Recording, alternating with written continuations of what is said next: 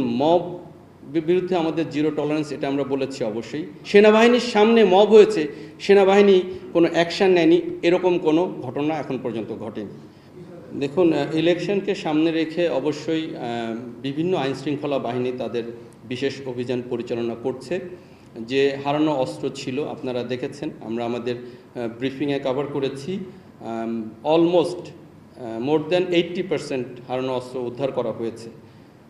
এখনও যে 20% অস্ত্র বাইরে আছে, সেগুলোর জন্য অভিযান চলমান আছে। আমরা আশা করছি যত দ্রুত সম্ভব এগুলো উদ্ধার করলে আমাদের অবশ্যই ইলেকশনকে একটি সুস্থ, নিরপেক্ষ এবং গ্রহণযোগ্য ইলেকশন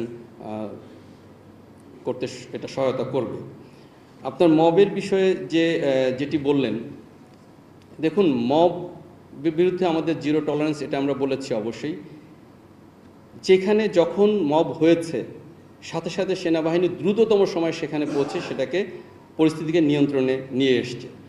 কয়েকটি জায়গায় যেখানে আমাদের বিলম্ব হয়েছে, সেটা আমাদের যে সোর্স থেকে ইনফরমেশন পেতে আমাদের বিলম্ব হয়েছে এক।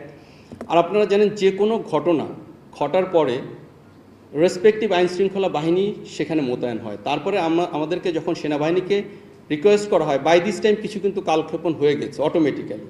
তারপরেও আমরা আমাদের নিকটস্থ ক্যাম্প থেকেও যদি আমরা আমাদের পেট্রোল পাঠাই, তারপরেও কিন্তু কিছুক্ষণ বিলম্ব হয়। এই সময়ের মধ্যে আসলে কোনো ঘটনা যদি ঘটে যায়, সেটার দায়ভার আইনশৃঙ্খলা বাহিনী নিতে পারে না। বাট এমন একটু উদাহরণও দেখাতে পারবেন না যেখানে আমাদেরকে রিকোয়েস্ট করা হয়েছে বাট আমরা যাইনি, বা সেনাবাহিনীর সামনে মব হয়েছে, সেনাবাহিনী কোনো অ্যাকশান নেয়নি, এরকম কোনো ঘটনা এখন পর্যন্ত ঘটেনি।